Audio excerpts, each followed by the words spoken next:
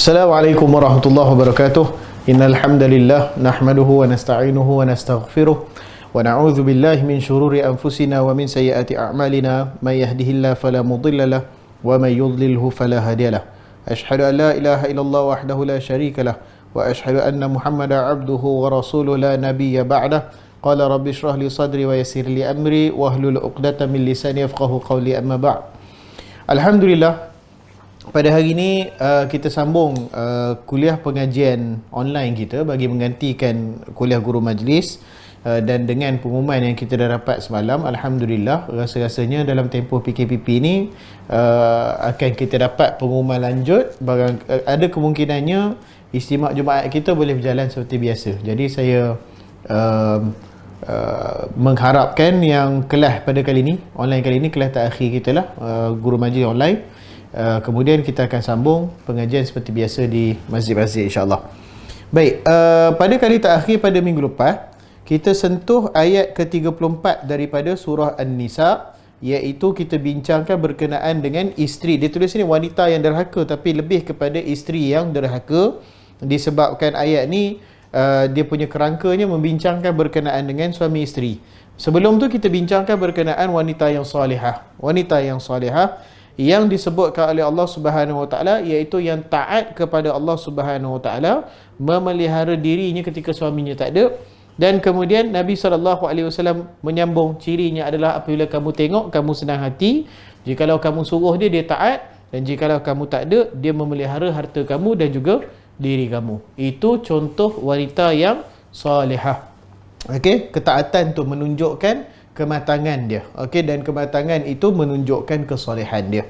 Baik, kemudian lepas tu kita ada bincang berkenaan dengan wanita yang derhaka. Yang mana wanita yang derhaka ni, ataupun saya ingat perkataan yang selalu digunakan nusyuz.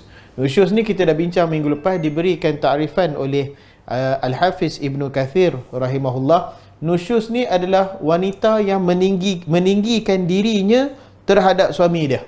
Okey, dia ada, senang cerita, sombong lah. Okay? Dia ada kesombongan terhadap suami dia, iaitu suami dia nasihat, tak mau dengar. Suami dia arah, dia tak mau buat. Okay? Dia berpaling muka daripada suami dia. Berpaling muka ni bukan saja berpaling muka tu, tapi nak menunjukkan kedegilan dia, nak menunjukkan dia tak mau buat tu.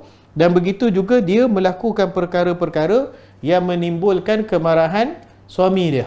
Okey? Jadi kemarahan suami itu apa? Kita kata tengoklah perkara-perkara yang pertamanya, dia ada dua perkara. Yang pertama, perkara yang melanggar arahan Allah Subhanahu Wa Taala, perkara yang merupakan kemaksiatan pada Allah Subhanahu Wa Taala.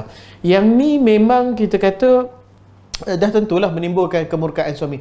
Suami pula, nak cerita bahagian suami ni pula. Suami ni kalau untuk lelaki tu kita ada untuk isteri kita ada istilah nusyuz. Untuk suami pula dia ada istilah apa? Us-us juga belakang dia. Dia istilah dayus. Okey? Apa dia dayus? Dayus ni saya suka kepada pengertian Al-Imam At-Tabari rahimahullah. Dia kalau nusyuz ni tadi, Ibnu Katsir kata nusyuz ni adalah wanita yang meninggikan dirinya terhadap suami dia, sombong terhadap suami dia. Adapun dayus ini adalah lelaki yang, kata At-Tabari, tidak ada cemburu dalam diri dia. Saya suka dia punya takrifan tu.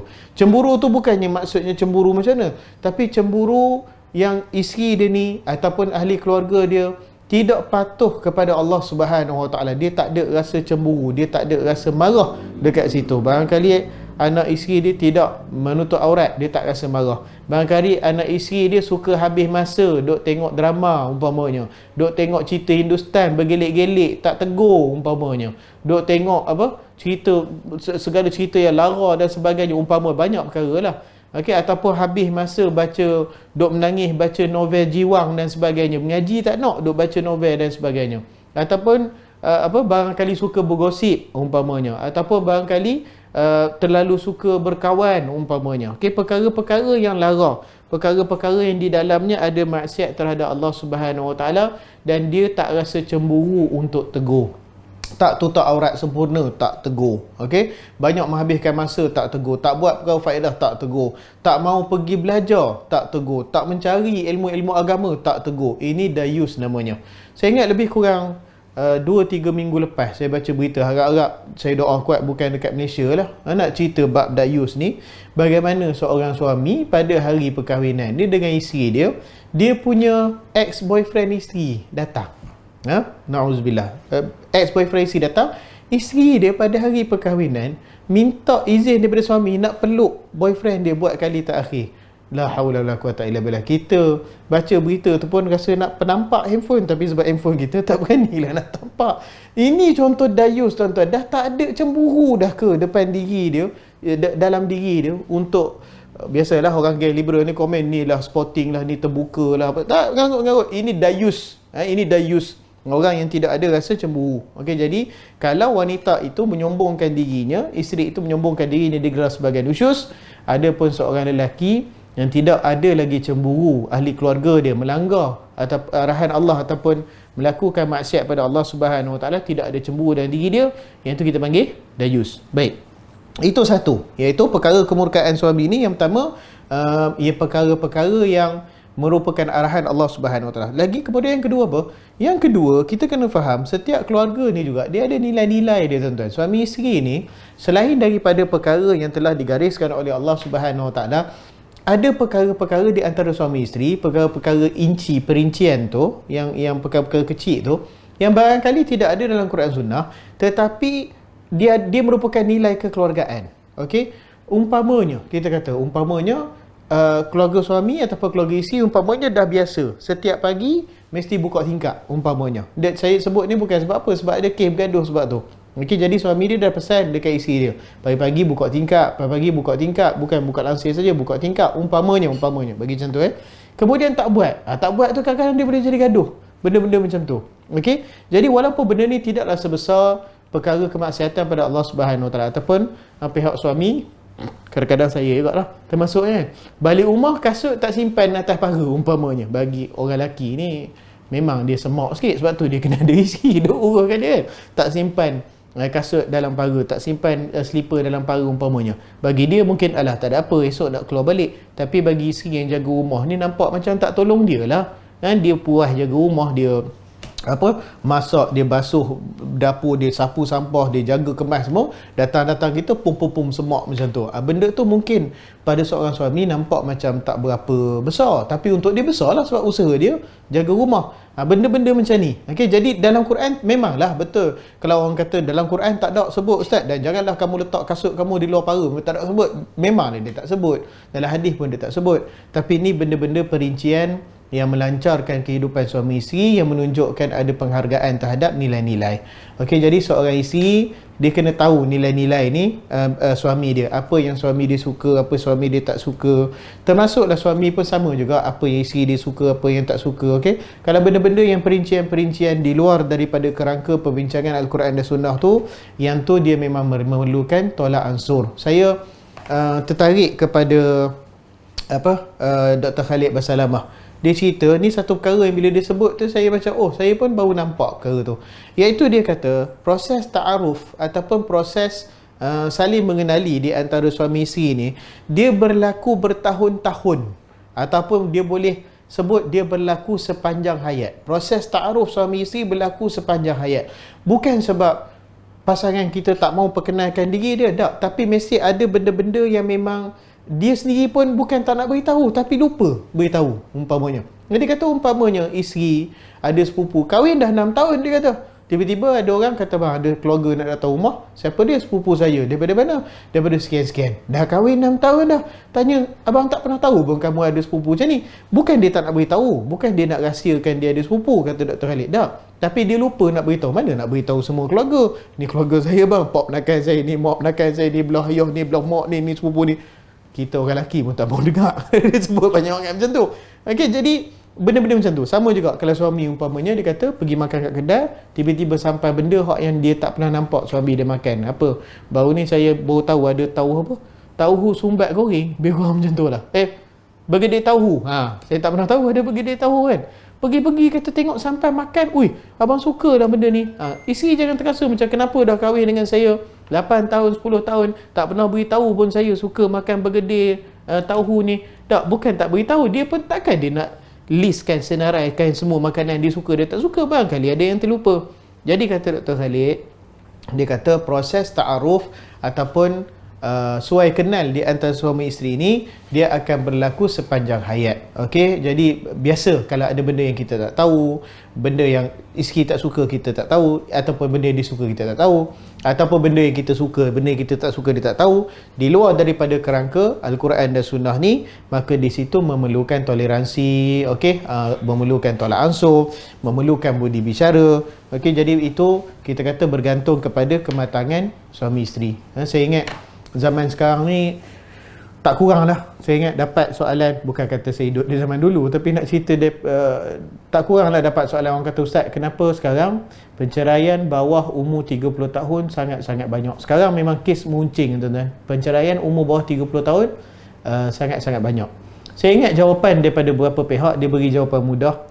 Mereka selalu kata sebab awal sangat kahwin. Tak, dia bukan masalah awal kahwin, nenek moyang kita dulu lagi awal kahwin. Saya ingat kalau orang-orang dekat Perlis, alah tak payahlah mana-mana lah, saya pun asal faham macam tu juga. Nenek moyang kita, tak payah nenek moyang, nenek tok nenek kita dulu umur 14, umur 15, untuk orang lelaki tu umur 20, umur 19 dah kahwin. Yang tu biasa, tuan-tuan. Okey, orang dulu umur 14 tahun dah boleh buat bendang tu dah kahwin. Yang tu biasa. Okey, jadi perkahwinan mereka kekal, tak kekal. Kadar penceraian tu tidaklah setinggi sekarang. Sekarang bawah umur 30 sangat tinggi.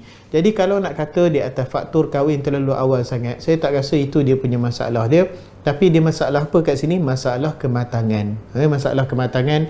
Ada anak lelaki dan juga anak perempuan, ada yang umur 24, 25, hatta umur 27, 28 pun duk macam kanak-kanak riang lagi. Duk ikat rambut dua, duk tergedik-gedik lagi, duk suka K-pop lagi, umur dah 28, 29. Ini soal kematangan. Okey, jadi dia bukan soal awal tak awal tu, dia soal kematangan. Kalau nak kata awal tapi ada kematangan macam tok nenek kita dulu, tidak ada masalah pun. Okey, jadi ni yang saya tengok ni masalah dia, soal kematangan. Ditambah lagi dengan banyak perkara-perkara fitnah sekarang yang kita ada zaman sekarang, merupakan cabaran kepada institusi perkahwinan kita. Okey, baik. Jadi itu sedikit berkenaan nusyuz. Minggu lepas dia sebut, yang ni saya sengaja je huraikan lebih. Dan begitu juga pada minggu lepas kita dah tengok 2 poin. Kalau seorang isteri itu nusyuz, seorang isteri itu tak mahu taat kepada suami dia, dan taat tu perkara apa? Ini pun ada sebut pada minggu lepas, perkara kebaikan. Okey, kalau kata, Ustaz, isteri saya nusyuz, sebab apa? Sebab saya suka kalau kat luar dia tak pakai tudung, dia nak pakai tudung, dia nusyuz. Itu bukan, itu hang yang nusyuz pada Allah Subhanahu Wa Taala. Okey, nusyuz ni adalah suruh buat perkara kebaikan. Sebut kat isteri, awak rajinlah solat. Ni solat pun nampak gaya tak pernah solat. Awak rajinlah ngaji, rajinlah belajar, dengar cakap abang umpamanya kan. Urus rumah, masak elok-elok dan sebagainya. Jangan duk layan drama sampai rumah balik pukul 12 dia pun tak mandi lagi. Itu tak boleh lah. Okey.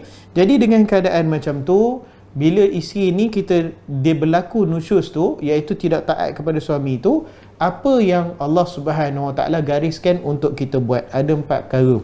2 kita dah tengok pada minggu lepas. Yang pertama, nasihat. Okey, yang pertama nasihat. Agama ni memang macam tu lah.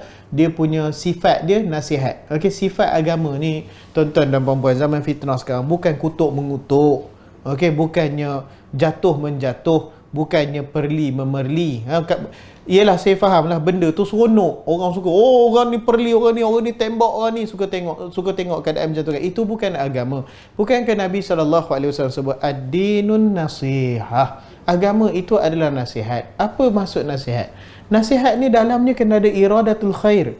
Di dalamnya kena ada kehendak ataupun keinginan untuk kita, keinginan kepada kebaikan. Okey, jadi kalau dah perli memerli, kutuk mengutuk, tembak menembak dan sebagainya, adakah itu boleh dikatakan sebagai, adakah itu disebut sebagai kebaikan? Kita kata itu dah bukan kebaikan. Okey, jadi yang pertama sekali langkah kita adalah memberikan nasihat. Okey, itu yang pertama.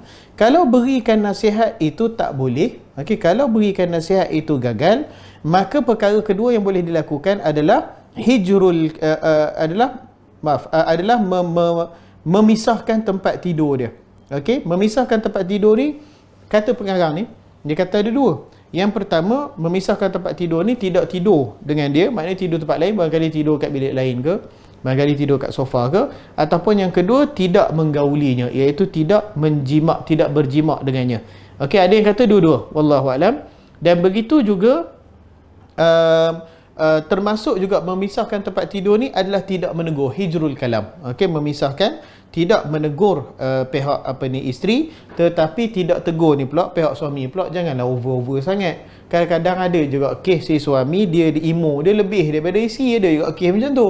Okey, ada satu kes tu terasa di hati dengan isteri, tak tegur selama berapa lama? 10 tahun. Hak ni over ke? Ada kes tu, tak saya dekat kat China ke mana, melampau-lampau. Ada lebih kurang 2 bulan lepas, orang dekat Itali bergaduh dengan isteri, tak puas hati dengan isteri, keluar berjalan kaki sehingga 6,000 km. Gila ke apa?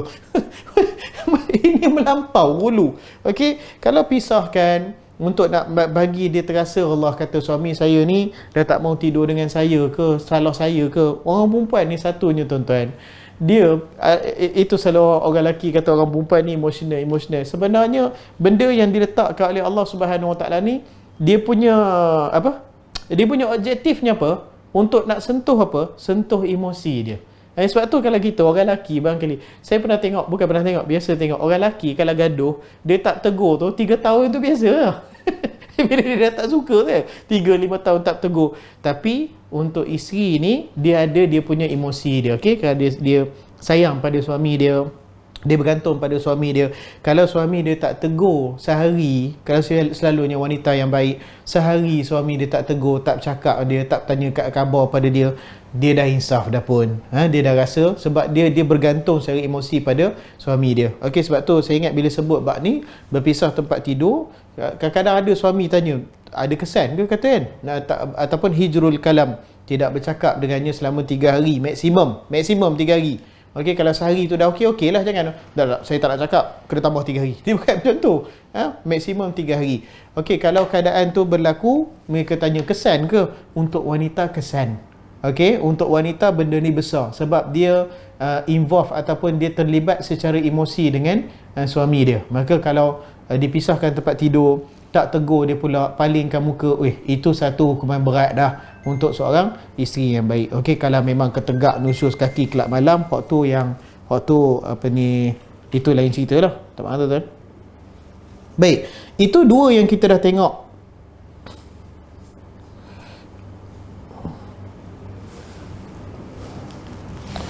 Itu dua yang kita dah tengok pada minggu lepas. Baik, kemudian setelah kita menasihatinya, setelah seseorang itu menasihatinya, begitu juga yang kedua memisahkan tempat tidurnya, tidak bertegur, maksimum selama 3 hari, tak jadi juga. Okey? Selalunya untuk wanita yang kebiasaan kita, jadi dah. Okey, jadi dah. Kita kata nasihat tu asing tempat tidur selalu jadi dah. Tapi tidak mustahil juga, sebab Allah Subhanahu Wa Taala dah sebutkan di sini, dah buat 2 perkara ni pun tak jadi juga. Okey? Habis tu macam mana kita nak buat? Yang ketiga, boleh memukulnya. Okey? Tapi pukul ni bukan macam kita tengok yang dalam CCTV tu. Pukul dekat dalam lift, pukul pula lempang terajam, melayang isteri dia keluar daripada lift. Anak-anak pula ada kat situ. Allah, saya kalau tengok benda kita memang tak boleh, 3 hari tak tidur. Bukan pukul macam tu. Pukul macam mana yang boleh? Sama juga. Walaupun disebutkan pukul, tetapi pukul di sini bukan maksud pukul fizikal. Okey? Pukul ialah pukul fizikal, tetapi masih sebagaimana yang saya sebutkan tadi, dia punya tujuan dia tu adalah nak bagi tersentuh emosi dia, bukan fizikal dia. Sebab tu kata pengarang, dia kata jikalau langkah kedua juga tidak berhasil, maka suami dibenarkan untuk memukul isterinya dengan pukulan yang ringan, tanpa mencederakan, seperti memukul dengan tangan pada bahunya sebanyak 3 kali. Okey? Pukul bahu gitu. Ataupun memukul dengan kayu siwak. Ini kata Ibnu Abbas, memukul dengan kayu sugi. Okey? Kayu sugi ni dari segi sakit ke? Tak sakit. Tapi cuba tuan-tuan tanya pada isi, kalau abang pukul dengan kayu sugi ni, terasa tak? Terasa, bukan terasa fizikal, tapi terasa sedih dia. Okey? Kalau diharapkan kalau ada yang sombong tu, mula dia tersentuh hati dia, aku sampai kena pukul, aku ni teruk betul lah perlakuan aku. Yang tu yang kita nak. Okey, itu saja. Bukannya kita kata ambil rotan Hok yang panjang tu kan, pukul pula guna kendo punya teknik push and pull kepala pula, bukan macam tu. Okey, dia pukul tu lebih kepada walaupun fizikal tapi pukulan yang menyentuh emosi dia. Okey, dia ada rasa terkejut sikit. Itu saja dia punya tujuan tu. Pukul itu juga tidak boleh pukul yang meninggalkan bekas. Apa maksud bekas kat sini? Lebam. Okey, pukul-pukul pom biru kawan tu. Tak boleh macam tu. Kerana maksud pukulan itu, maksud ataupun tujuan kita pukul itu adalah untuk islah, untuk perbaikan, untuk nak memperbaiki sikap dia. Tujuan dia bukan nak bagi dia sakit, tujuannya bukan nak bagi hukuman sebab dia seluduk dadah. Bukan macam tu. Okey, tujuannya supaya dia terkejut, dia pecah ego dia tu, hilang kesombongan dia tu, dia rasa insaf. Okey, dia rasa macam saya ni buat salah sampai suami saya macam ni. Okey, ini sebenarnya benda ni saya ingat kalau ada dai ataupun pendakwah wanita yang cerita ni, saya rasa dia akan lebih relevan sebab orang perempuan dia lebih rasa benda ni kita yang Allah suruh macam tu kan. Barangkali kita tak rasa, tapi kalau ada barangkali boleh minta ustazah mana kan ngajar terang perkara ni, dia boleh terang dari sudut emosinya. Sebab saya lihat saya lihat pihak wanita ni bila dia jadi pendakwah yang baik, dia lebih memahami, dia lebih connected, dia lebih berhubung, berinteraksi dengan dia punya jemaah dia secara emosi. Itu saya ingat lebih berkesan lah, wallahu alam. Kemudian dia kata di sini, para suami diingatkan agar tidak memukul isteri pada wajahnya. Tak boleh. Sebab apa? Sebab wajah ni lambang kecantikan. Lambang kecantikan, begitu juga dia punya air muka dia. Kita ni pula, saya ingat kalau benda ni ada bergantung pada uruf juga. Saya ingat kalau bangsa Arab, muka ni, kepala ni kita boleh nak pegang gurau, tak ada masalah. Okey, tapi ada bahagian lain. Tu kena tanya orang biasa ngaji kat Arab, kena tanya. Ada bahagian lain jangan sentuh. Sentuh tu memang habis, tak boleh. Tapi untuk uruf kita pula, benda ni dah lah memang dilarang untuk pukul muka sebab muka lambang kecantikan dia, maruah dia. Okey, wanita ni pula kecantikan ni memang Allah tuan-tuan. Kalau kecantikan ni tak penting bagi wanita, takkanlah produk kecantikan yang paling banyak sekali jual. Okey, kita lalu sekarang ni tak boleh lah rentas negeri, tapi kita lalu Raya Utara Selatan, kita lalu LPT, cuba tengok iklan apa paling banyak. Iklan semua berkaitan dengan kecantikan, berkaitan dengan minuman kesihatan, berkaitan dengan produk kulit muka, berkaitan dengan pakaian, berkaitan dengan tudung. Memang macam tu. Sebab tu kalau kita pergi ke shopping mall, kita pergi kepada pusat membeli belah, kalau tuan-tuan dan puan-puan perasan, tingkat bawah sekali selalunya dia letak apa? Perasan tak? Tingkat bawah sekali. Tingkat bawah sekali selalunya produk wanita. Produk makeup, baju, kasut, handbag dan sebagainya, selalunya dekat bawah. Kenapa? Sebab dia punya tujuan dia punya kajiannya adalah wanita lebih cenderung untuk beli barang-barang kecantikan. Sebab memang nafsu kewanitaan ni, dia nak nampak, minggu lepas pada saya sebut, dia nak orang nampak dia cantik. Dia nak, kalau nafsu tu tak terkawal, dia nak bila dia keluar tu semua orang pusing tengok dia nak macam tu. Okey, itu wanita memang macam tu lah. Tapi seorang wanita yang solehah bukan kata tak ada tu, tapi dia nak perhatian suami dia. Okey, tiba-tiba bila dia nak perhatian suami dia, dia ada buat salah, suami ni tak bagi salam, tak apa, pukul muka dia. Boleh faham tak? Dia bukan masalah fizikal tu, tapi masalah emosi dia. Dia akan terkait itu usaha dia berhias diri untuk suami dia, tiba-tiba make up elok-elok, jaga muka elok-elok. Tuan-tuan tahulah produk skincare apa semua tu, bukannya kita ni tak pakai, memanglah kita tak rasa. Benda tu semua bukannya murah. Okey, nak usahakan lagi semua tu supaya apa? Supaya suami dia tengok dia, senang kat dia. Tiba-tiba suami tak bagi salam, pelepang muka dia, tersentuh. Mungkin sakit muka tu satu, tapi hati tu lebih lagi. Okey, sebab tu tak boleh pukul pada wajah dia, sebab itu adalah lambang kecantikan. Kemudian yang kedua apa? Kalau lebam ke muka dia, dia keluar malu dia. Okey, kawan-kawan tengok, kenapa ni lebam ni apa semua? Suami pukul, tak baiklah macam tu. Kemudian yang ketiga, ada juga saya sebutkan bab uruf tadi. Dalam uruf masyarakat kita, memang kepala ni sensitif. Tuan-tuan perasan tak? Kepala ni dalam masyarakat Melayu sangat sensitif, sampai kan bantal yang kita tidur tu pun tak boleh main tu kan. Kalau kita ni, saya ingat masa kecil tu, kalau ambil bantal buat pukul orang, ataupun yang paling tak boleh pijak bantal. Sebab apa? Sebab dia duk terbayang masyarakat kita ni, kalau pijak bantal tu macam pijak apa? macam pijak kepala. Okey, kepala memang sensitif. Nak bergurau dengan kawan-kawan, tepuk bahu ke, cocok perut ke, kita kata kan, tolak belakang ke. Kalau orang lelaki biasalah, dah rapat gurau macam tu, tak apa. Tapi jangan apa? Jangan pegang kepala. Sebab tu kita punya simpulan bahasa kita pun naik kepala, kan? Apa naik kepala ataupun pijak kepala? Maksudnya korang hajak lah. Okey? Jadi tambah lagi, selain daripada larangan Allah Subhanahu Wa Taala, tambah lagi dengan uruf masyarakat kita, kepala yang sensitif, jangan pukul muka dia. Okey. Baik, kemudian dia kata apa? Jangan juga memukul dengan kayu ataupun rotan. Okey? Kayu ataupun rotan. Rotan budak-budak tu umpamanya, ambil tu khepar, kita boleh sakit. Dia rotan yang menyakitkan. Tak boleh macam tu. Ataupun cemeti. Ni lagi kan saya ingat tak pernah dengar kot dalam masyarakat. Cuma ada pernah saya dengar waktu tahun 2009. 2000 saya habis SPM. 2003. Okey. Ada satu kes saya dengar 2003, dia kata isteri dia nusyus. Isteri dia masuk hospital. Doktor attend. Isteri dia kata apa? Isteri dia nusyus. Tulang belakang terkehil. Kenapa? Dia tiba dengan pengunci steering. Ini memang la haula wala quwata illa billah. Pengunci steering kereta tak bagi orang curi tu, dia ambil tu, tiba dengan tu. Sebab apa? Sebab isteri nusyus, terkehil tulang belakang isteri.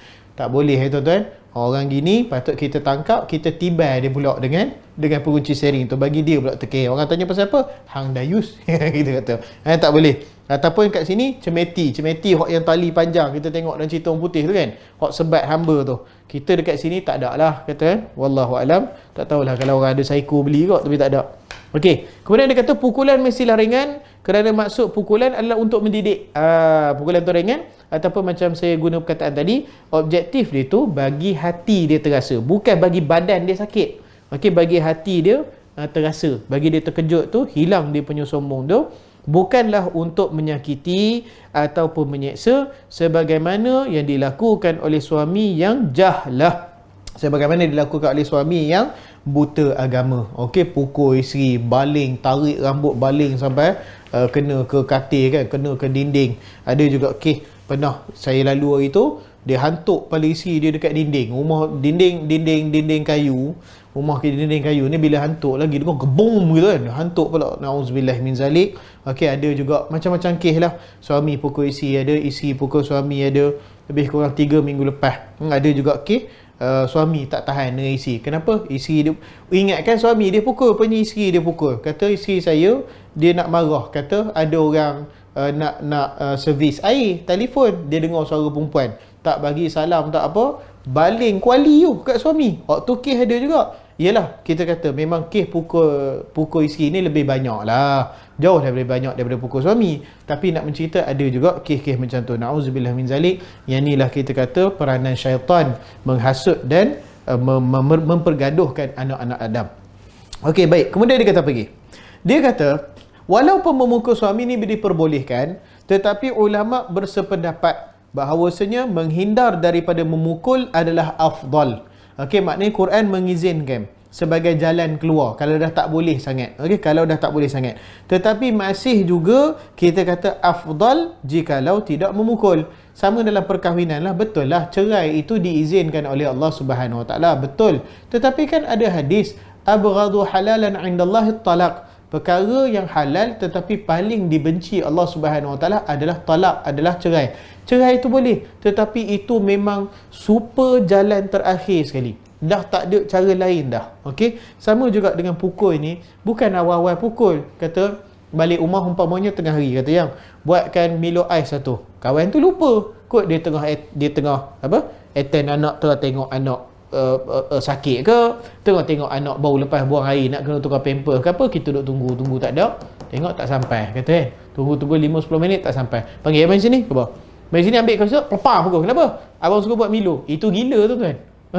Tak boleh macam tu, dia jalan terakhir. Kalau boleh jangan. Okey, dia adalah jalan terakhir. Dan kata Nabi SAW, wala yadriba khiyarukum. Kata Nabi SAW, orang yang terbaik di antara kamu, iaitu suami yang paling baik, adalah suami yang tidak akan memukul isteri dia. Maksudnya apa? Daripada nasihat dia berkesan. Sebab nasihat ni pun ada cara, betul tak? Ialah ni sama-sama lah kita belajar. Dia tak pada kan. Orang tanya abang ni kenapa marah? Dia jawab apa? Aku bukan marah, aku nasihat. Macam Syekh Ramli sebut. Itu bukan nasihat. Bagi nasihat ni kena dengan suara yang tenang, keadaan yang tenang, cakap elok-elok dan sebagainya. Okey, walaupun perkara tu betul lah tengah marah, susah nak buat, tapi itu lebih berkesan daripada menjerit dan sebagainya. Okey.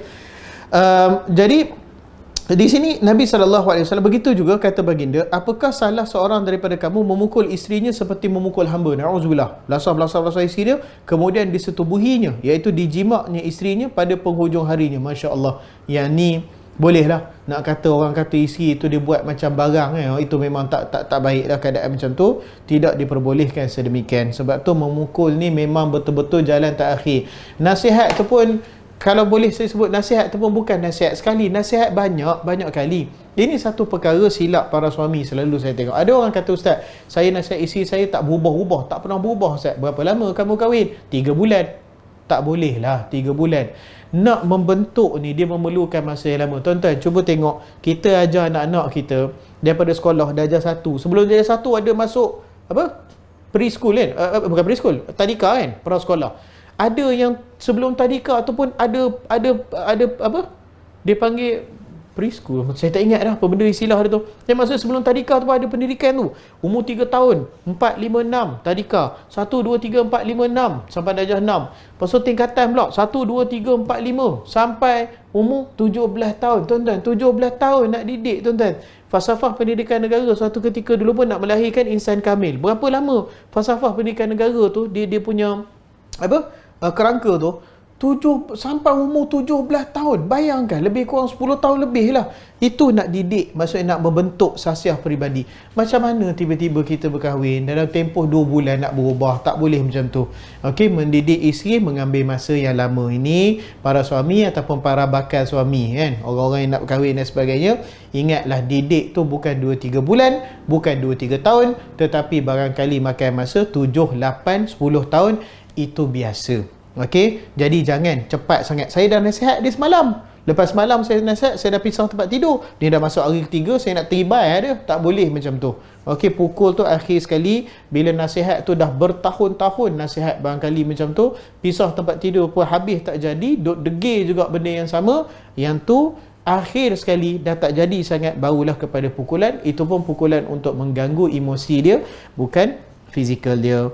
Begitu juga kata pengarang, hakikat ini diperkuatkan lagi bila Allah Subhanahu Wa Taala sebut talak itu adalah 2 kali, iaitu boleh rujuk 2 kali. Setelah itu boleh rujuk lagi dengan cara yang makruf atau menceraikan dengan cara yang baik, au tasrihum bil ihsan. Okey, ataupun menceraikan dengan cara yang baik, bukan menceraikan dengan cara yang belasah. Kedabang, terdampuk, dah pergi. Bukan macam tu.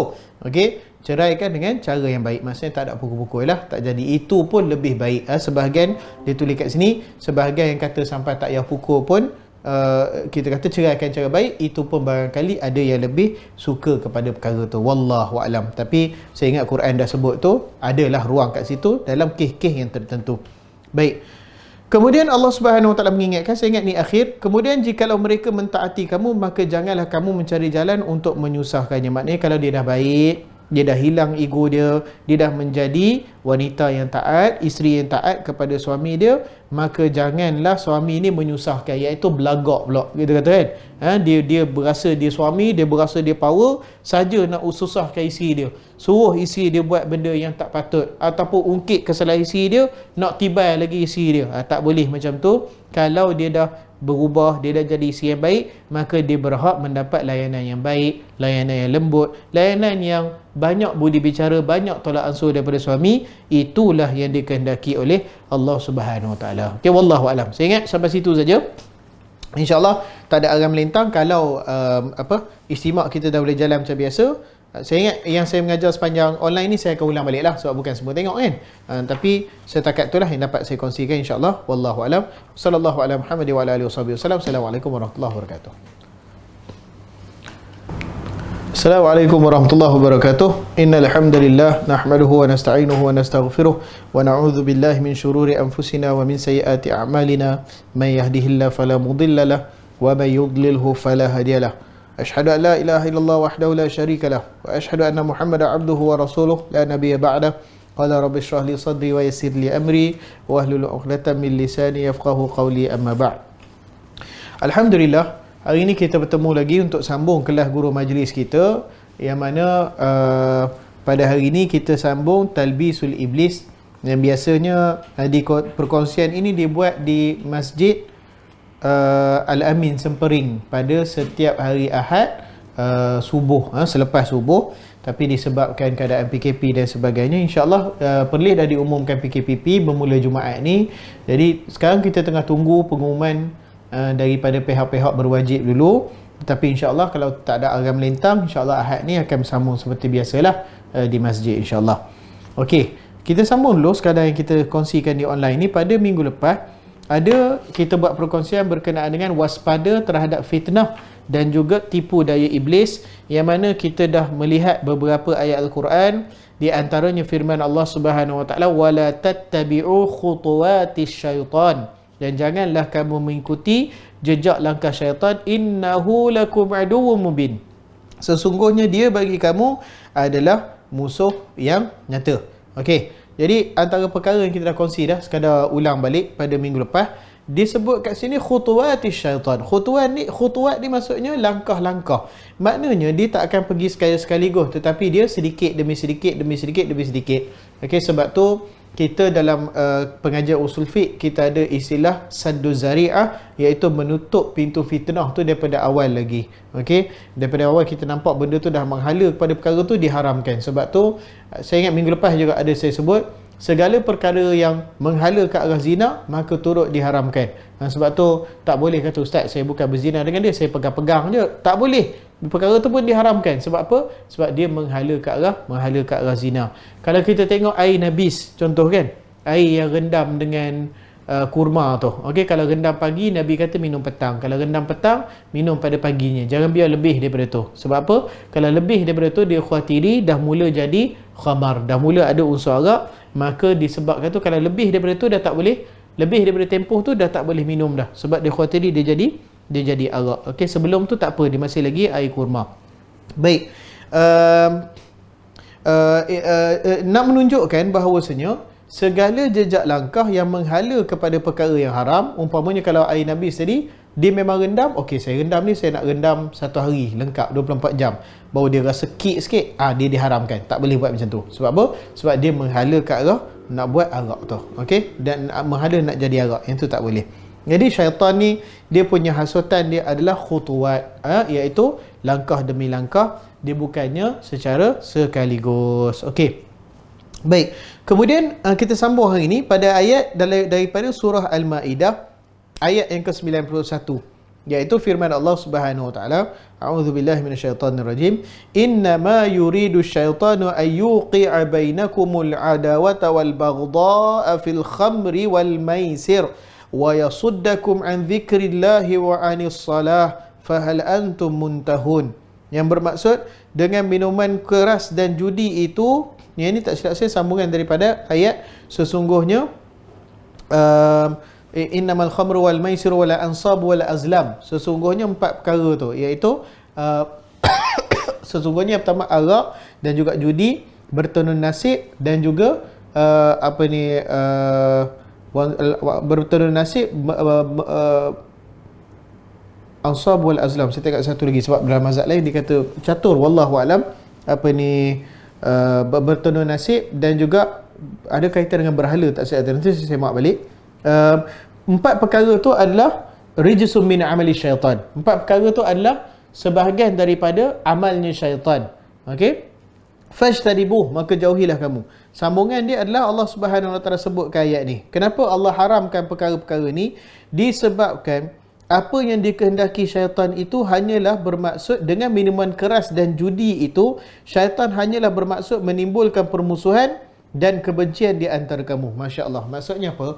Allah nak cerita daripada minuman keras ni dia memabukkan. Bila memabukkan, mula dia sebut benda-benda yang mengarut. Sebab tu tuan-tuan dan puan-puan, kalau kita tengok pada zaman Nabi SAW, sebatan yang dilakukan kepada orang yang melakukan tuduhan zina, okey, sebutan bagi orang yang melakukan, menuduh wanita ataupun lelaki yang beriman melakukan perbuatan zina tanpa membawakan 4 saksi yang adil. Kita panggil qazaf. Okey? Mereka yang menuduh. Tuduhan ni tuan-tuan, kalau ikut Az-Zahabi dalam Al-Kabair, bukan semestinya tuduhan ni kita masuk dalam mahkamah syariah, kita masuk pertuduhan yang rasmi, kemudian pertuduhan tu salah. Dia tak semestinya macam tu. Tetapi kalau kita sembang kat luar ni pun, kita duk sebut kata orang ni duk berzina semalam, kita sebut macam tu, itu pun dah merupakan satu perkara yang berat dan masuk dalam dosa besar, dan dia berhak untuk dijatuhkan hukuman qazaf. Okey, bukan maksudnya bila keluar paper daripada lawyer pertuduhan zina baru kena qazaf, dia bukan macam tu. Kata Az-Zahabi, kalau perkara tu dilakukan, kita sebut-sebut suka-suka macam tu pun, kita secara pasti kita sebut orang itu berzina, maka itu adalah perkara yang berat dan berhak dijatuhkan qazaf sekiranya tidak dibawakan 4 saksi. Baik, hukuman sebatan bagi qazaf ni berapa kali? 80 kali. Hukuman sebatan bagi orang minum arak berapa kali? 40 kali. Okey, pada zaman Nabi SAW, hukuman yang dikenakan bagi orang yang minum arak adalah 40 kali. Kemudian pada zaman Abu Bakar As-Siddiq, hukuman itu adalah 40 kali. Pada zaman Umar Al-Khattab masih lagi terjadi minum arak ni, maka hukuman itu Umar radhiyallahu an kumpulkan majlis syura dia, tanya macam mana nak buat, maka di atas cadangan Ali bin Abi Talib, hukuman sebatan itu dinaikkan kepada 80 kali. Kenapa 80? Tadi sengaja saya sebut tadi berkenaan dengan qazaf siap-siap 80 kan? Sebab kata Ali bin Abi Talib, siapa yang minum arak, asal sebatan arak berapa? 40 kali. Lagi kata Ali bin Abi Talib, siapa yang minum arak, dia akan mabuk. Dan siapa yang mabuk, dia tak akan sedar apa benda yang dia sebut. Dan ini kait dengan apa yang Az-Zahabi sebut tadi. Dan sesiapa yang dah tak sedar disebut tu, dalam keadaan dia mabuk, dia tak sedar apa tu, dia boleh menuduh orang melakukan zina. Dia dah mabuk, dia dah hit tak nampak apa, oh dia semalam syok aku tengok dia berzina, oh umpamanya cakap macam tu, maka disebabkan tu sebatan arak daripada 40 dinaikkan kepada 80, sebagaimana qazaf itu sebatannya adalah 80 kali. Okey, ni penerangan. Ada orang kata kenapa Umar dah tambah dan sebagainya, itu sebabnya. Sebab tu kata Ali bin Abi Talib kemudiannya, dia kata kedua-dua yang dilakukan oleh Abu Bakar, iaitu mengekalkan 40 kali sebatan bagi orang minum arak, dan begitu juga Umar menaikkan kepada 80, kedua-duanya adalah sunnah, kata Ali bin Abi Talib. Okey, jadi ini mungkin boleh dikaitkan sikit bahawasanya pengertian sunnah tu dia lebih luas. Okey, kita jangan jadi orang yang kita rasa kita berpegang dengan sunnah Nabi SAW. Dia tidak ada masalah kalau kita cari satu perkara, kita rasa itu sunnah, kita tengok pandangan-pandangan ulama kata itu sunnah, okey saya selesa pegang macam ni, tidak ada masalah. Yang masalahnya apa? Masalahnya bila saya nampak perkara ni, ini adalah sunnah, yang lain semua bukan sunnah, hak tu dia jadi masalah. Okey, saya sunnah, yang lain tak sunnah. Amalan saya sah, amalan orang lain tak sah sebab bid'ah. Yang tu yang tak boleh. Sebab pengertian sunnah ni luas. Selalu saya sebutkan dalam kuliah-kuliah saya, kalaulah pengertian sunnah itu semudah itu, maka tidak adalah mazhab 4. Okey, kenapa ada 4 mazhab yang utama tu? Mazhab ni banyak, cuma nak cerita yang utama yang 4 tu. Kenapa ada 4 tu? Disebabkan pengertian sunnah itu panjang dia punya cerita dia. Okey? Baik. Jadi bersambung di sini. Dia kata dengan minuman keras dan juga judi itu, okey, minuman keras, dia mabuk, dia boleh qazaf ke orang. Salah satunya lah, bukanlah satu-satunya kot, dia bergaduh ke apa, tu pun satu kes juga. Ataupun begitu juga kalau kita tengok satu ketika dulu, saya ingat bukan satu ketika, sekarang pun betapa banyak kes-kes keganasan rumah tangga, betapa banyak kes suami pukul isteri, betapa banyak kes ayah pukul anak, belasah tak ingat pula tu, kita tu memang bagi betul-betul sampai meninggal dunia pada dan sebagainya. Betapa banyak kes-kes macam ni terjadi disebabkan ayah kaki botol ataupun suami kaki botol. Cuba kita tengok, luaskan pandangan kita, bukan sahaja di dalam kalangan orang Islam, tapi kalau kita tengok kepada kalangan yang lebih luas, kalangan orang bukan Islam, betapa banyak kita tengok kes-kes berlaku keganasan rumah tangga ni disebabkan oleh minuman keras. Okey, kalau kita nak lanjutkan sikit perbincangan situ, atas lagi daripada minuman keras apa dia? Dadah. Lagilah teruk dia punya kesan dia. Okey, jadi dalam kes dadah ni, Begitu juga jadi pukul, jadi betapa banyak kes kita kata anak lelaki pukul mak dia, bunuh mak sendiri dan sebagainya. Ini bukan saja sebut nak bagi sedap tak, tapi memang jadi kes-kes macam ni, tendang pintu rumah kan, mengamuk sebab nak beli dadah dan sebagainya. Sebab apa? Dia ketagihan dadah. Jadi di sini Allah Subhanahu Wa Taala sebutkan berkenaan arak. Arak ni pun Allah kata dah boleh buat sedemikian, ni kan pula dadah lebih tinggi lagi lah dia punya kesan, lebih teruk, lebih besar, lebih dahsyat, lebih tragis lagi dia punya kesan dia. Okey, begitu juga dengan judi.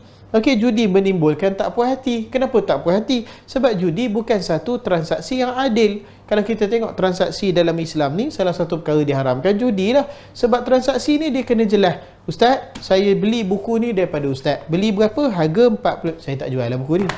Contoh, saya beli buku ni daripada Ustaz. Berapa buku ni? Buku ni harga RM40. Jelas, ni buku dengan duit RM40. Bertukar milikan. Buku ni asalnya saya punya, menjadi milik orang yang beli. Duit RM40 tu asalnya orang yang beli punya, jadi milik saya. Bertukar tangan, berlaku pertukaran pemilikan. Itu jual beli yang sah. Kalau judi pula, di atas apa kita bermuamalah tu? Di atas apa kita jual beli tu? Mana ada jual beli? Kita bertaruh. Okey, semalam Barcelona lawan PSG umpamanya, kena belasah pada muka umpamanya. Macam tu kan, tu orang sukan tahu lah. Apa ni, sebelum daripada lawan tu kita bertaruh. Kita kata saya letak RM100. Fan ataupun ahli PSG kata saya letak RM100. Peminat Barcelona pula kata saya letak RM100. Tim mana menang dia boleh ambil. Judi. Tuan-tuan, macam mana kita nak tahu siapa nak menang? Ada orang kata tak ada lah, kena belasah lah 4-0, tak ada lah, ni menang lah. Macam mana kita tahu nak menang? Dia bukan satu benda yang jelas. Macam tadi jelas, harga buku ni Ustaz jual apa? Ustaz jual buku. Berapa harga buku? RM40. Ustaz, ni duit saya RM40, Ustaz ambil, buku ni jadi milik saya. Jelas. Okey. Kalau judi ni, apa yang jelasnya? Siapa yang menang? Tak tahu. Siapa yang kalah? Tak tahu. Macam mana menang kalah? Itu pun kita tak tahu. Okey, semuanya tergantung dekat situ. Dia bukan satu pertukaran yang adil, satu pertukaran yang jelas. Maka disebabkan tu, bila dia tak jelas, bila dia tak adil, dia boleh menimbulkan pergaduhan. Dia tak perlu Dia tak perlu kita tengok jauh. Saya ingat ada salah seorang daripada jemaah saya seorang, dia belajar di London. Yalah, belajar lah. Dia tak silap saya, dia sambung master ke atau PhD dia di London. Dia kata di bandar London ni, dia kata kalau ada hari yang ada bola ni, setiap hari ada bola, ada perlawanan bola, dia kata di antara tim-tim pasukan yang besar tu, memang dia kata jadi kelang kabut habis jalan. Okey, sebab dia kata untuk pasukan yang menang tu, mereka nak raikan mereka menang, mereka akan pergi ke pub, mereka akan pergi ke kedai-kedai arak dan sebagainya. Mereka akan raikan, mereka akan mabuk, minum sampai mabuk. Sebab apa? Seronok sangat menang. Orang yang kalah tu pula, pasukan yang kalah tu pun akan pergi kat pub juga. Sebab apa? Sebab sedih kalah. Nak hilangkan kesedihan tu, minum arak. Maka keadaan, cuba tuan-tuan bayangkan, setiap kali perlawanan bola, mestilah ada menang kalah. Seri pun sedih juga. Okey, dalam keadaan macam tu, kelang kabut. Bayang satu bandar yang besar, penduduk yang sangat-sangat ramai, dua pasukan yang mempunyai sangat ramai peminat dan sebagainya. Hak kalah mabuk, hak menang pun mabuk. Dua-dua mabuk. Mabuk tu sebab apa? Sebab judi. Kalah judi. Okey, ada yang kes bergaduh, ada kes sampai jadi kes jenayah. Sebab apa? Sebab 2 tahun lepas pasukan dia kalahkan pasukan saya 2-0. La haula wala quwata illa billah. Kita tak faham. Kita tengok kes ni, kenapa awak marah sangat? Sampai dah 2 tahun, benda bola, benda kecil. Tak, sebenarnya bukan masalah benda bola tu. Sebenarnya pada perlawanan tu saya dah taruhkan £4,000. Saya ingatkan kami menang, saya pertaruhkan £4,000, sekali kalah. Ini dimaksudkan oleh Allah Subhanahu Wa Taala judi. Okey, dia yang jadi orang yang tak cerdik kan. Orang yang mangkuk lah, pergi letak untuk bertaruh £4,000 pada pasukan. Sekali dia kalah, sampai 2-3 tahun dia tak boleh lupakan perkara tu. Bukan dia tak boleh lupa kalah tu, dia tak boleh lupa dia kehilangan £4,000, walhal pada dia sepatutnya tak kehilangan £4,000. Masya Allah tuan-tuan, Allah Subhanahu Wa Taala dalam Quran dah sebutkan kita bahawasanya dua perkara ni. Tengok, Allah sebut minuman keras dan juga judi. Tuan-tuan tengok dalam kes bola tu, dua-dua terlibat judi dan juga minuman keras. Bahkan tuan-tuan, siapa yang boleh beritahu kat saya, ada tak mana-mana kasino dalam dunia ni, ada tak mana-mana rumah judi dalam dunia ni yang tidak menyediakan arak, yang tidak menyediakan alkohol? Mana ada? Okey, dengan judi dia akan datang dua perkara. Minta maaf cakap. Yang pertama arak, yang kedua prostitution, pelacuran. Dia mesti datang dua perkara ni. Okey. Jadi sebab tu kita tengok Allahu Akbar. Allah dalam Quran dah meletakkan minuman keras dan judi seolah-olahnya nak menampakkan dua perkara ni pada kebiasaannya dia datang bersama-sama. Dengan judi datangnya arak, dengan arak datangnya judi. Masya-Allah. Okey, inilah betapa hidupnya Al-Quran. Sebab tu bila orang kata ni ayat Quran ni untuk dulu, sekarang tak kena. La haula wala quwwata illa billah. Allah menurunkan Quran dengan kebijaksanaan dia. Sebab tu kata Al-Imam Malik rahimahullah, apa-apa perkara yang disebutkan dalam Quran daripada wajib, haram, sunat ataupun makruh dan sebagainya, maka akan kekallah ia sehingga ke hari kiamat. Saya tak boleh lebih bersetuju lagi. Disebabkan Allah menurunkan Al-Quran dengan kebijaksanaan dia, kesesuaian sehingga ke akhir zaman. Okey, itu akidah kita. Baik, apa dia kata lagi? Syaitan hanyalah bermaksud menimbulkan permusuhan dan kebencian di antara kamu. Ni yang saya sebut tadi, daripada judi, daripada arak, jadi bergaduh, jadi keganasan rumah tangga. Okey, jadi mabuk beramai-ramai dan sebagainya. Dan menghalang kamu daripada mengingati Allah Subhanahu Wa Taala. Sebab apa? Sebab bila orang mabuk ni dia dua perkara. Yang pertama, bila orang mabuk ni dia tak ingat apa dah pun. Waktu siang malam pun dia tak ingat. Orang kata siang malam pukul berapa matahari naik ke tidak, dia dah tak ingat dah. Betapa banyak kes-kes yang kita tengok orang 2-3 hari tak keluar daripada pub, sebab sedih sangat. Duk minum arak, orang kata apa, tertidur situ, bangun minum balik. Berapa hari? 2-3 hari. Na'udzubillah min zalik.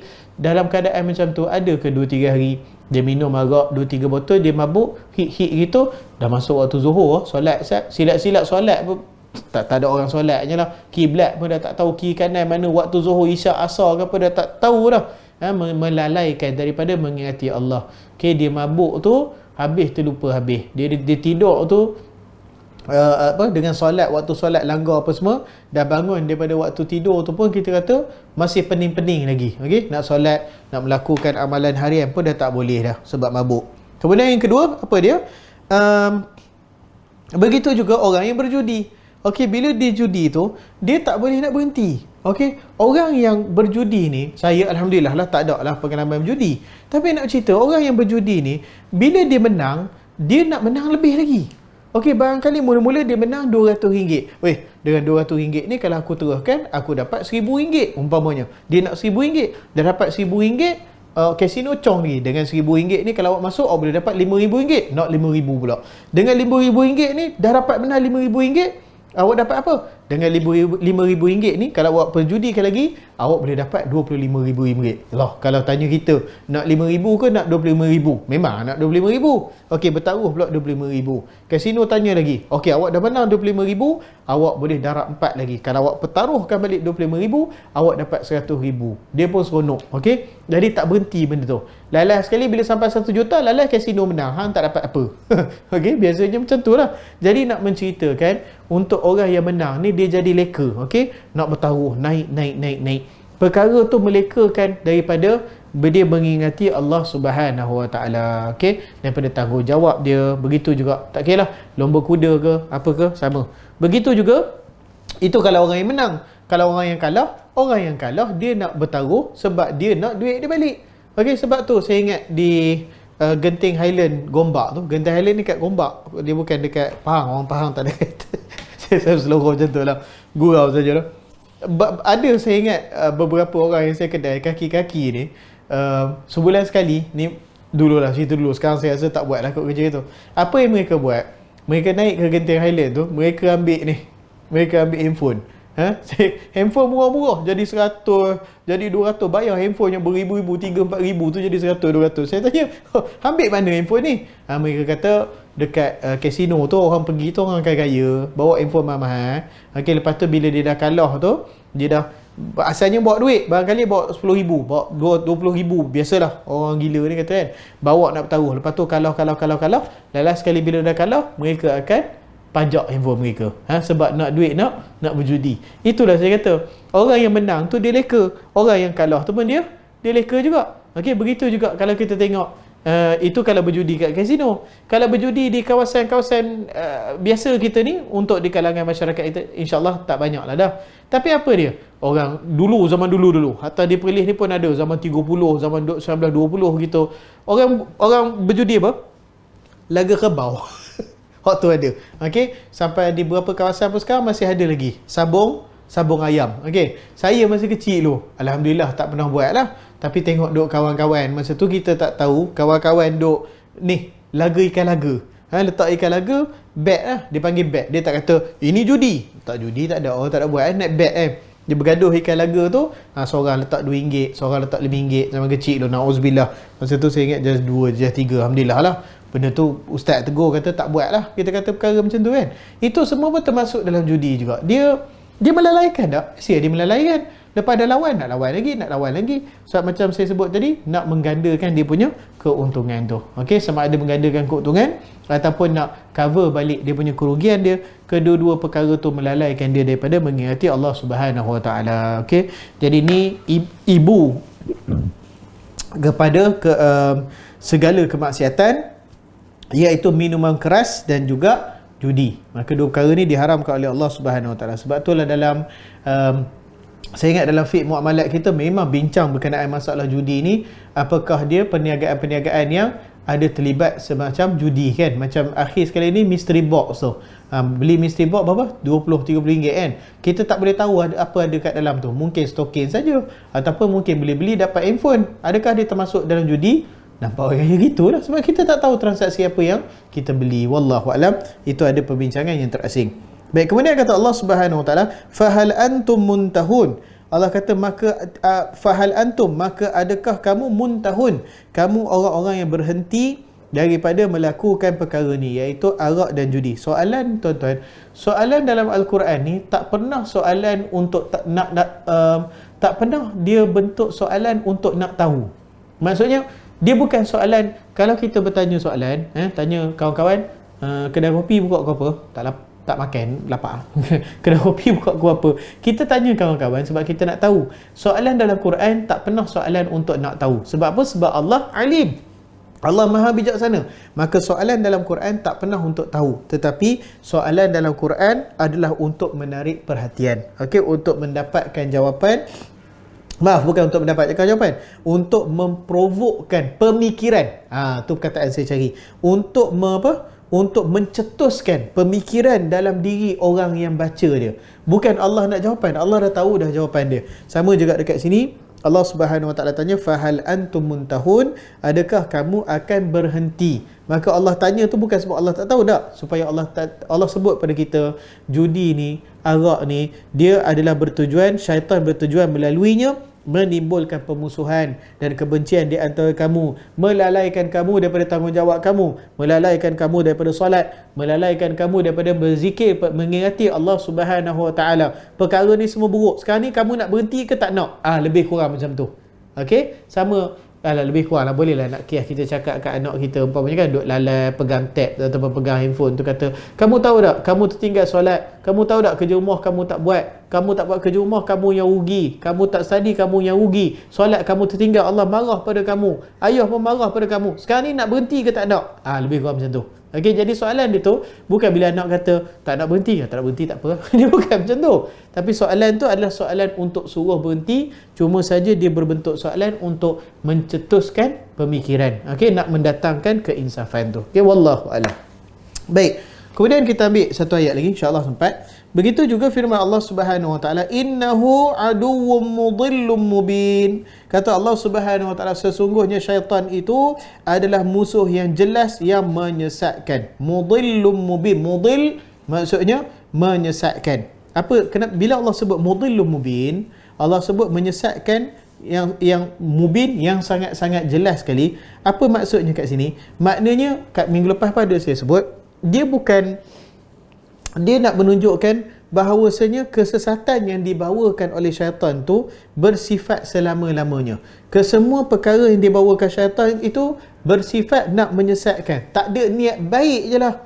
Okay? Dia tak ada istilahnya, dia ni ustaz, syaitan ni jahat, tapi kali ni dia nak tolong saya. Dia bukan macam tu. Okay? Saya ingat ada satu kawasan minta nasihat pada saya. Kawasan tu orang kat situ kuat sungguh duk main apa? Jampi dan sebagainya kan. Saya tanya, kamu dapat mana jampi ni? Adakah jampi maksur daripada Nabi SAW? Mereka kata, tak, kami mimpi.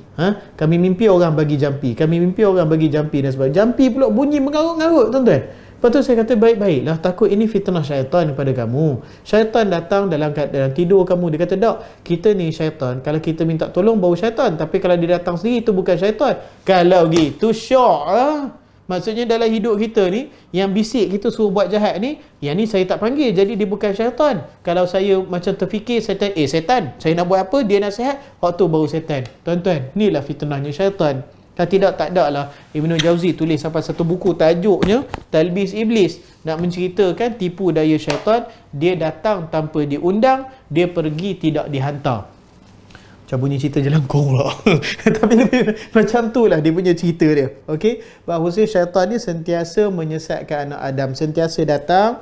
Jadi setiap masa dia datang, setiap nasihat dia tidak pernah membawakan kebaikan langsung. Okey, kita nampak satunya Talbis Iblis, tipuan syaitan ni. Dia nak kata syaitan ni bila dia nak bohong pada kita, dia menampakkan kepada kita perkara tu logik. Perkara tu macam sepatutnya kita buat macam tu. Okey, dia bukannya bila kita panggil syaitan baru kita sesat. Tak, dia bukan macam tu. Tetapi setiap masa dia bisikkan perkara-perkara yang salah, perkara-perkara yang dia nampakkan macam benar, walhal dia adalah musuhnya nyata. Sebab tu Allah sebut kat sini dia musuh nyata. Sebab Allah nak sebut apa pada kita? Apa pun bisikan syaitan kepada kamu, kamu nampak baik, kamu nampak logik, dia itu adalah musuh kamu yang nyata. Tidak ada nasihat daripada syaitan yang menjurus ke arah kebaikan kepada Allah Subhanahu wa taala. Okey, itu maksud mudillum mubin, iaitu dia menyesatkan dan dia pun jelas. Dia adalah musuh yang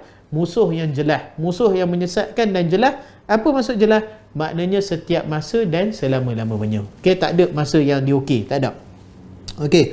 Kemudian satu lagi, saya ingat sempat satu lagi. Inna syaitan lakum aduun fattakhidhuhu aduwa innama yad'u hizbahu liyakunu min ashabis sa'ir.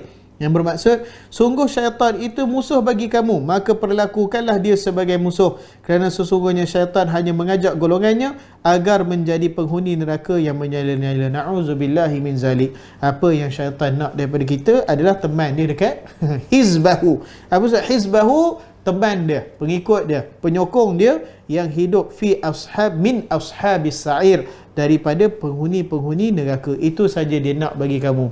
Maknanya dia nak kata nasihat syaitan itu, syaitan ini memang musuh, ambil sebagai musuh. Tak ada pusing-pusing, tak ada keneng-keneng, tak ada selalu dia musuh. Kadang-kadang dia baik. Dia tak ada macam tu. Dia memang musuh kamu dan niat dia satu saja, dia nak bawa kamu masuk kepada neraka Allah Subhanahu Wa Taala. Itu saja yang dia nak daripada kita, tidak ada kebaikan yang datang daripadanya. Okey. Jadi itu kita kena waspada. Okey, jangan kita tertipu, fikir-fikir macam benda ni memang tak boleh tapi nampak macam logik tak?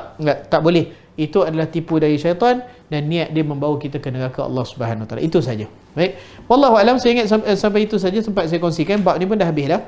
InsyaAllah tak ada arah melintang. Kita akan sambung kelas di Masjid Sempring. Saya akan ulang balik lah yang saya dah mengajar online ni, sebab bukan semua pun tengok yang online ni. InsyaAllah tak ada arah melintang. Kita akan bertemu di masjid lah. Tak tahulah, kita tengok keadaan macam mana. InsyaAllah kita tunggu pengumuman lanjut. Wassalamualaikum warahmatullahi wabarakatuh.